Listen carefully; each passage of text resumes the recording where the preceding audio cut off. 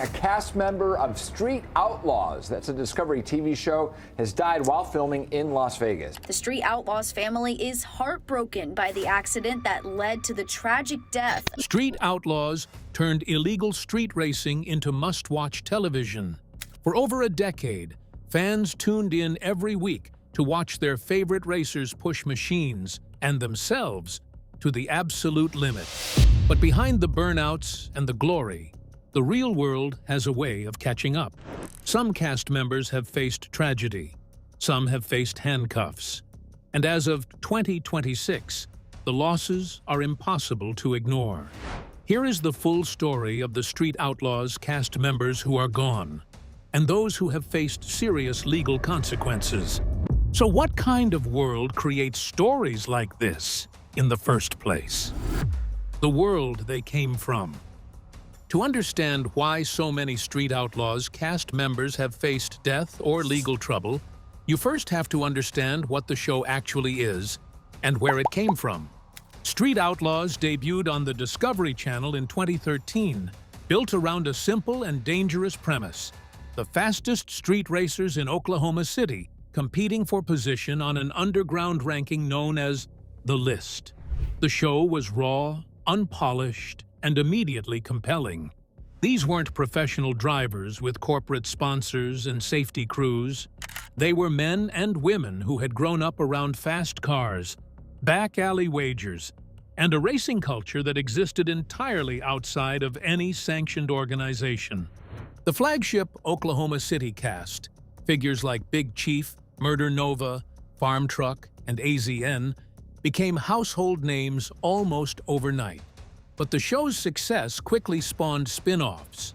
Street Outlaws Memphis introduced viewers to a completely different racing culture rooted in J.J. DeBoss and his loyal crew of Tennessee street racers.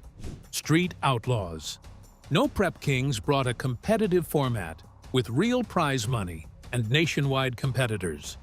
Street Outlaws Fastest in America pitted regional teams against each other in an elimination-style contest. Each show attracted new personalities, new rivalries, and new fans. What all of these shows had in common was authenticity. The racers weren't actors performing a role. They were real people, living genuinely high-stakes lives, bringing cameras along for the ride. And with that authenticity came real consequences. Consequences that no amount of television production could buffer or soften. Street racing, even when filmed under permit on closed roads for television, carries serious physical risk. These are vehicles producing enormous horsepower, often on modified and sometimes aging platforms, driven at speeds that leave no margin for error.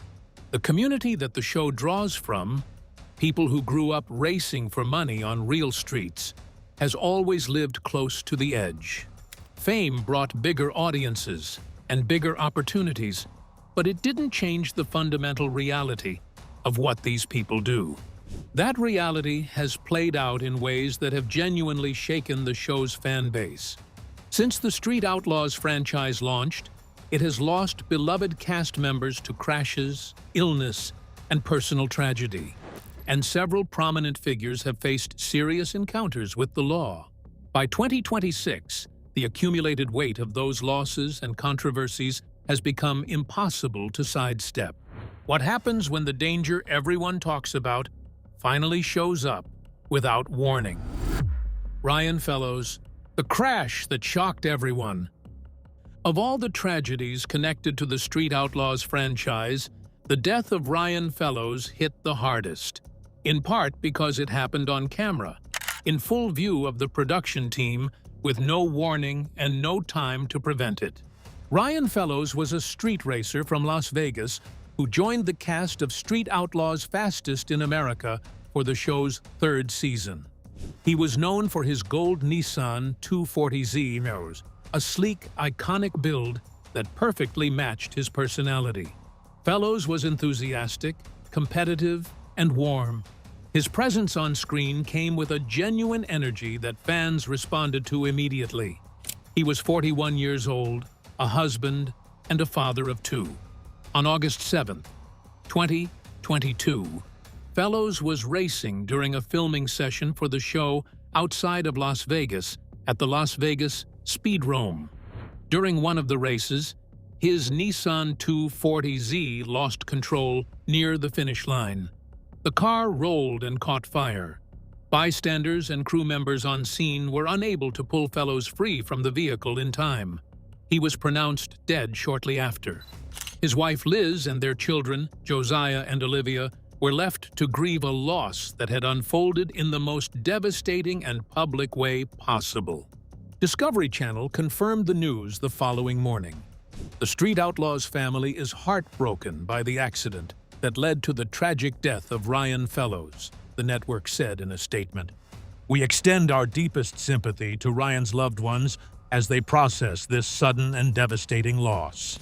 The racing community was stunned. Fellows had not been a peripheral figure on the show. He had been a genuine fan favorite, someone viewers were actively rooting for. His death was not a rumor or a tabloid headline. It was a crash that happened while the show was being made, which forced an uncomfortable reckoning. This sport is dangerous, television cameras or not, and the people who do it are accepting a risk that can turn fatal without warning. A GoFundMe was established for his family, which described Fellows as someone admired for his tenacity and drive, qualities that had defined his life both on and off the track. He was survived by his wife and 2 children, who lost him at the height of what had become a genuine television career. What happens when the losses don't stop and the heartbreak keeps coming? Callie Nate and Lizzie Musey, a devastating 2024. If 2022 was the year the show lost Ryan Fellows, then 2024 was the year that made the racing community wonder how much more heartbreak it could take. Within just a few months, Street Outlaws lost 2 more beloved figures, one in a crash and one in a battle no amount of horsepower could outrun. Nathan Shalduck, better known as Callie Nate, was a familiar face in the Street Outlaws world, representing the California racing scene with energy that was impossible to ignore.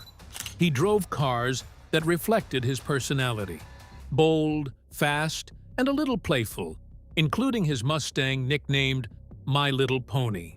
But behind the humor was a serious racer who had earned respect across the country. On April 6, 2024, Nate was racing in Eagle Pass, Texas, when everything went wrong. His car crashed during the event.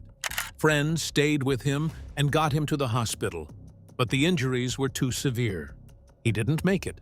The confirmation came the next day from his girlfriend, Courtney Paulshock, in a message that captured both the love and the reality of their world. She described him as her soulmate and acknowledged something every racer and their loved ones quietly understand. Every time they strap in, there's a risk it might be the last. Callie Nate left behind 2 children, a grieving family, and a racing community that knew exactly how dangerous this life could be, but still wasn't prepared for the loss. And then, just as the community was trying to process that grief, another blow landed. Lizzie Musey wasn't just a Street Outlaws star, she was one of the most respected drivers in drag racing. The daughter of legendary engine builder Pat Musey, she had carved out her own legacy, becoming the first woman to win a Pro Nitrous national event at the PDRA US Drags. She wasn't just part of the show, she was one of the faces changing the sport. In April 2023, Lizzie revealed she had been diagnosed with stage 4 triple-negative breast cancer, an aggressive form of the disease with limited treatment options. But what followed wasn't silence.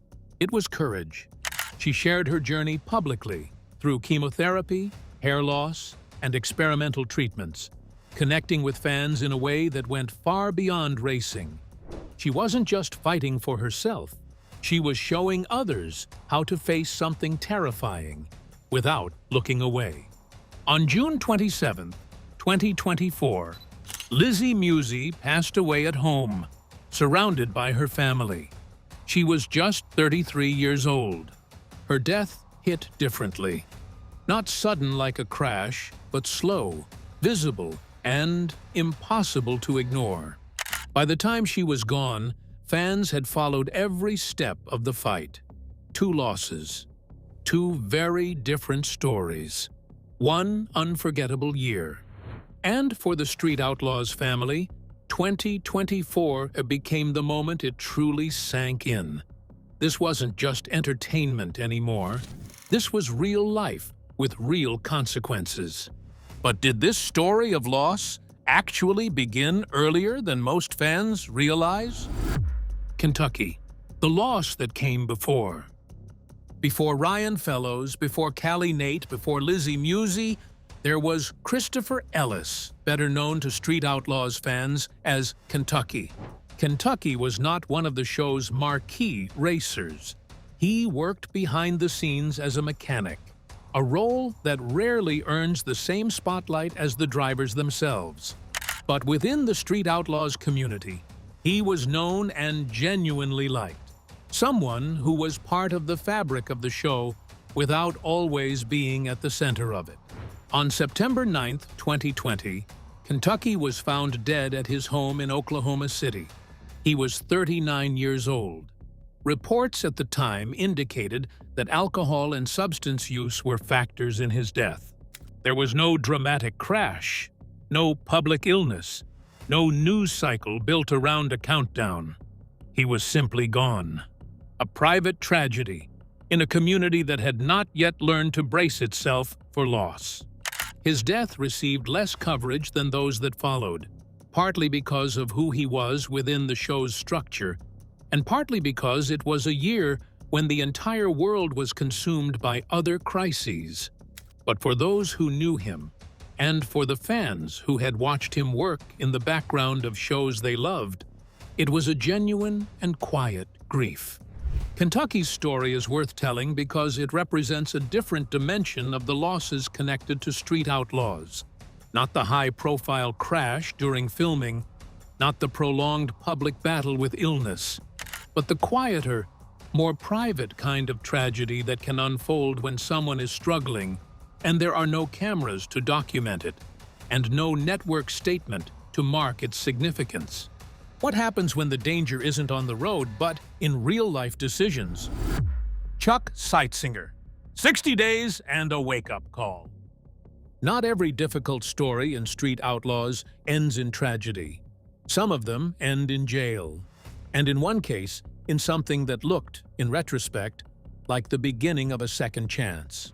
Chuck Seitzinger, known to fans as Death Trap for his beloved 1989 Ford Fox body Mustang of the same name, had been a cast member on Street Outlaws since the very first season. He was an Oklahoma City racer through and through, a veteran competitor who had earned his reputation long before the cameras arrived. In 2004, he had been named Rookie of the Year by the NOP Drag Racing Association. He ran his own repair shop, Advanced Motorsports, and was by all appearances someone who had built a solid life around cars and competition. But in July 2020, while hospitalized in intensive care with severe COVID-19, Chuck made a series of phone calls to his ex-wife that crossed into criminal territory, threatening language that resulted in a misdemeanor case being filed against him. The details he later shared publicly painted a picture of a man in crisis, in ICU, unable to physically help his children who he believed were in trouble, lashing out in a way that was, by his own admission, completely the wrong approach to an overwhelming situation. The case wasn't resolved immediately. It sat in the courts for nearly 2 years before Chuck entered a blind plea of no contest in early 2020. The judge handed him 60 days in the Oklahoma County Jail, concurrent supervision, and a mandatory 13-week anger management course. Chuck served his time and was released in May 2022, hours before heading to a No Prep Kings event in Virginia, a return to racing that was almost comically immediate, but also spoke to something real about who he was. He addressed the situation openly in a YouTube video titled "Chuck's Out of Jail, Judges and Grudges," explaining his side of the story with surprising candor. "Being in ICU, I wasn't going to wipe anybody's anything," he said. "I got a call. Things happened. I handled it the wrong way." He later wrote on Facebook that he had been protecting his children, and that, while the instinct was right, the method was not.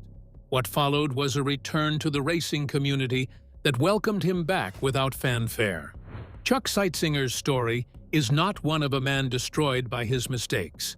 It is one of a man who made a serious error, faced the consequences, and got back to doing what he does best. How does someone go from federal prison to becoming the face of a racing empire? J. DeBoss, the longest and most complicated story. If you think the previous stories were complicated, you're mistaken, because this one goes even deeper. Jonathan Day, better known as J.J. DeBoss, is one of the most recognizable faces in the Street Outlaws universe. As the leader of Street Outlaws Memphis, he built a racing crew rooted in loyalty, family, and real street credibility. His charisma made him a fan favorite. But his past and present tell a far more complicated story. Long before the cameras arrived, JJ had already spent significant time on the wrong side of the law. He served 8 years and 1 month in federal prison, something he has openly acknowledged but never fully detailed. Rather than hide it, he turned it into part of his identity, framing it as a hard lesson that shaped who he became. And for a while, it seemed like that chapter was behind him. But in 2018, during filming of Street Outlaws Memphis, things took a serious turn. A physical altercation involving JJ and members of his crew left a visiting racer and his wife injured.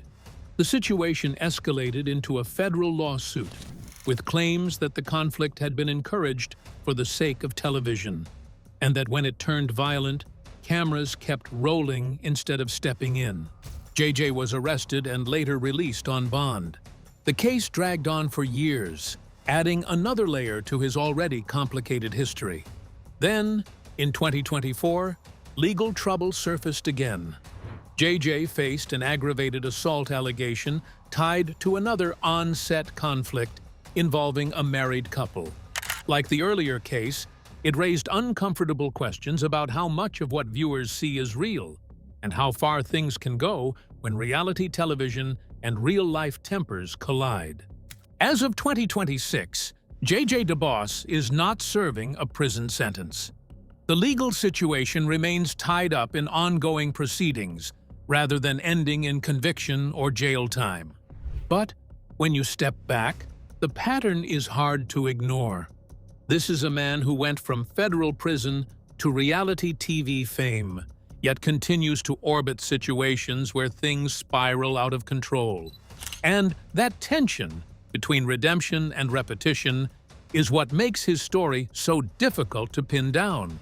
Because J.J. DeBoss isn't just a racer.